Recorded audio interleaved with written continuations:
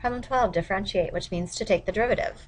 F of x equals tangent 7x. When I approach this problem, I need to look at, if I were to type this in my calculator, where would my calculator put parentheses? And that would be around the 7x. So this sets me up for needing to use the chain rule.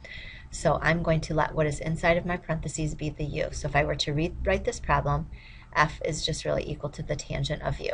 So now let's go ahead and take the derivative. The derivative of tangent u will be secant squared u, but I have to multiply by the chocolate, multiply by the derivative of the u, which will be 7. So now all I need to do, I'm going to do two things actually. I'm going to write it with the 7 first, and now the last thing that I'm going to do is to sub my u back in. So we'll have secant squared 7x, and that is my answer. Okay, for part B, we have f of theta equals the cosine squared theta.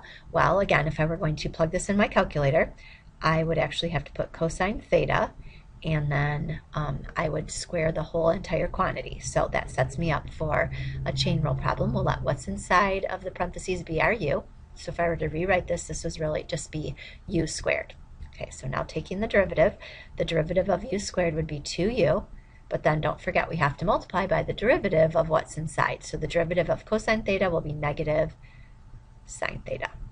Okay, so there are a couple things I'm going to do here. First, I'm going to bump the negative out front. So I'll get negative 2, and now I'm going to sub my u back in. My u is equal to cosine theta, and then I also have a sine theta in my problem.